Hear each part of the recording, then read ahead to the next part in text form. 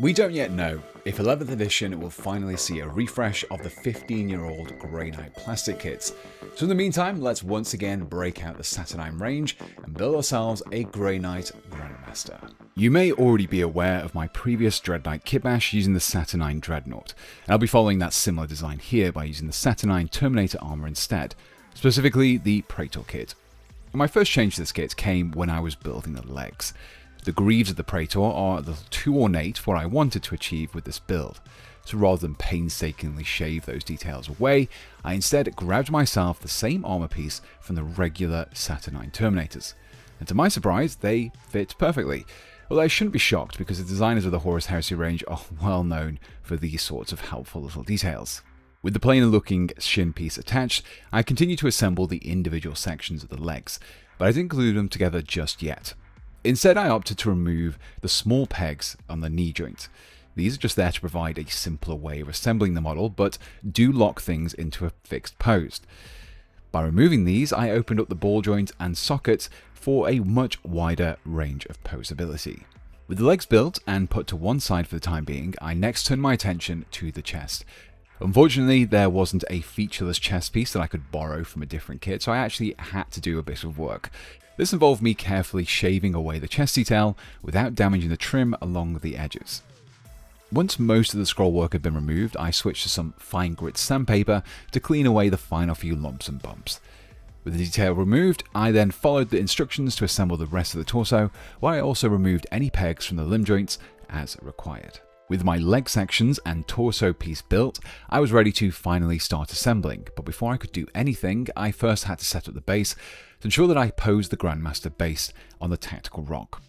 I used the original rock, but instead of mounting it onto a Praetor appropriate 50mm base, I instead used a Grandmaster size 40mm. It was a little bit more of a squeeze, but it wasn't impossible. With the rock mounted to the base, I could then use it as a guide to my assembly of the legs and torso. The great thing about using plastic glue is you get a tiny bit of wiggle time before it locks things into place, allowing you to perfect the pose you're looking for. Once I was happy with the pose, I allowed it to dry fully, but I didn't attach it to the base just yet. With my second Grey Knight well underway, I'm already considering going for a full army of these guys, and if I do, I'm going to need somewhere to store them all, which is where friends of the channel, Tabletop Stronghold, come in.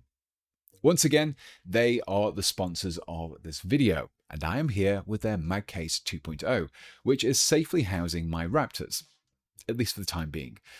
Now, when it comes to storage solutions, I have tried them all. Lunch boxes padded out with paper towel, pick and pluck foam, plastic cases with little fiddly plastic clips, you name it, and in the 20 plus years of being in this hobby, I have probably tried it. They've all done the job to a degree, but there have always been problems. But after using the Mag Case for over 6 months now, I can genuinely say that I've not had those same issues. Unlike the lunch boxes, the steel trays allow me to magnetize the bases of my minis and keep them firmly in place and safe from being rattled around during transport. The fact that the trays can be repositioned to make space for larger models solves the problems that foam has with spiky and strangely shaped miniatures. And the rigid construction of interlocking half-inch MDF walls that are bolted together eliminates that fear of your plastic cases getting bent or warped. But to prove that I'm not just here to sing this case's praises, the only downside I can think of this thing is that it is a little heavier than the plastic equivalents. But that's a small price to pay to ensure that all those hours of hard work, building and painting your models doesn't end in a small heap of broken plastic and chipped paint. But if, like me, you're just not happy with those other storage solutions, then give the Mag Case 2.0 from Tabletop Stronghold a go. They also offer free shipping to the US, Canada, UK, Australia, New Zealand, and even most of the EU. The case will arrive in flat pack form, and if you're able to follow one of my kit bashing guides, then you'll have no problem building this.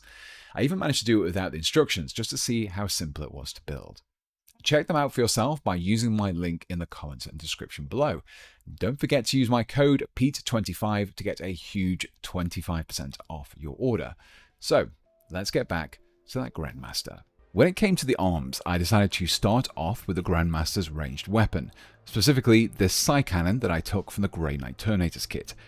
My intention was to mount this to the Praetor's left power fist, but to make that join solid, I had to shave down and flatten both halves.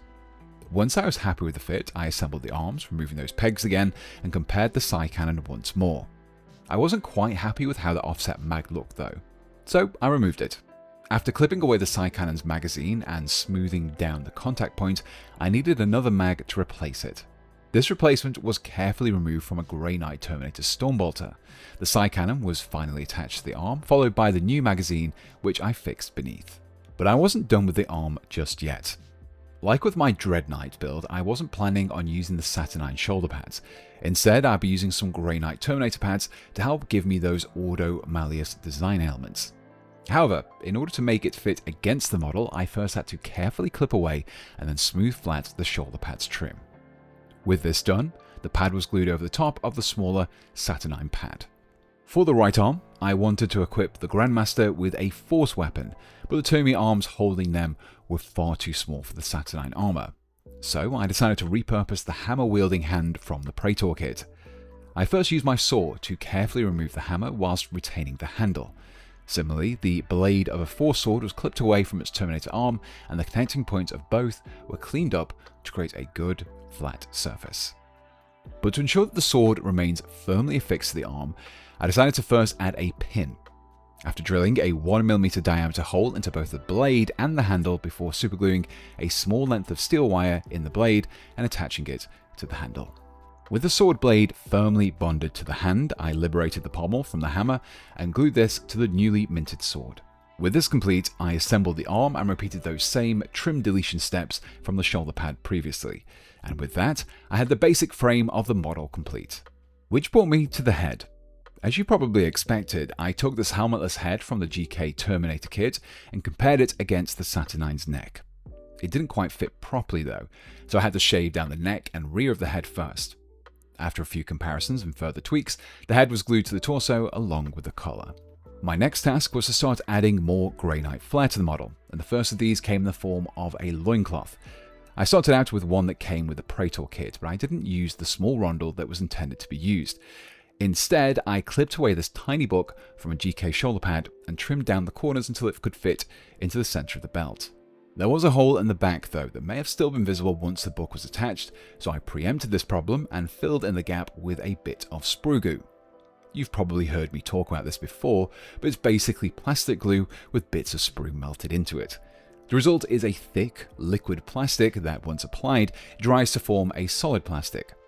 I filled in the back with the goo, mounted the book to the front, and then attached the loincloth to the torso. A very iconic detail of the Grey Knights is the small reliquary that they have attached to their chests, and I was keen to replicate this on my own Grandmaster.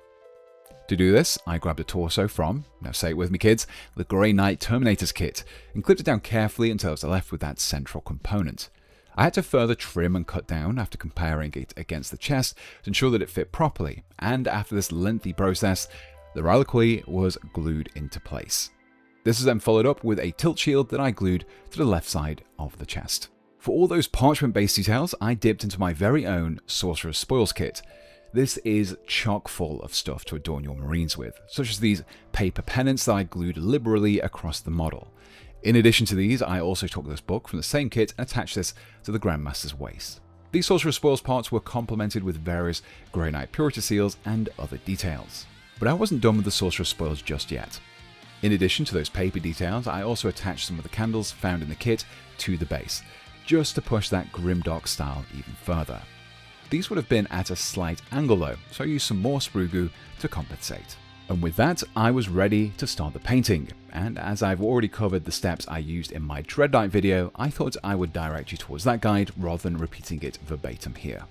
Once I was done, I was left with this.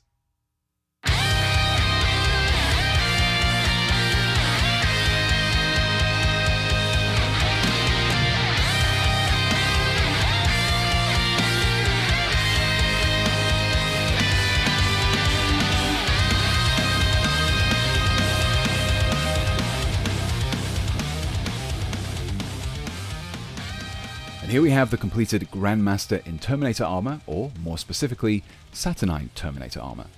The Saturnine armor has provided me with a much bulkier result and, in my opinion, gives the Grey Knights a much more unique silhouette. In the same way that custodies are distinct from the regular chapters, I think the nature of the Grey Knight should afford them a similarly defined appearance. If you enjoyed this build, be sure to check out my Dread Knight kit bash from last year too, and maybe even leave me more suggestions for what Grey Knights I should tackle next time. As always, if you want to give these conversions a go yourself, I'll include some links to the kits and paints that I use down in the description, along with some affiliate links to where you can get your own. I've also partnered with Warhouse, so if you're in Australia, New Zealand, or any country for that matter, and are looking for some discounted Warhammer, be sure to follow my links to them down below. But before I go, I would like to give all of my Patreon supporters and channel members a huge thank you. As you're probably already aware, YouTube is a very unpredictable source of income, so having that continued support from my channel members and patrons is amazing, and it really is thanks to them that you're watching this very video. Even if you're not able to support me financially, just by sticking around this far into the video, leave me a like and subscribing, you're doing a massive amount to support me in making more kit bashes like this. But if you would like to help out, you can check out my website, sparepartsemporium.com, to pick up those Sorcerer Spoils bits that I mentioned earlier, or you too can become a Patreon supporter or channel member. Members get early access to ad-free videos, exclusive merchandise, and even your name in the credits.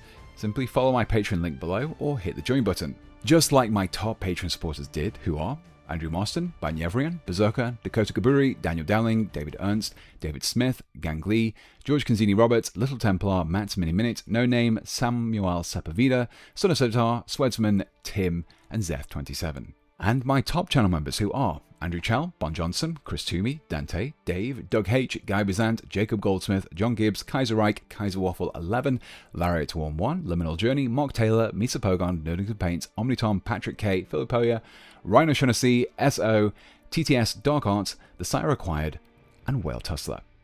So until next time, thanks for watching, and goodbye.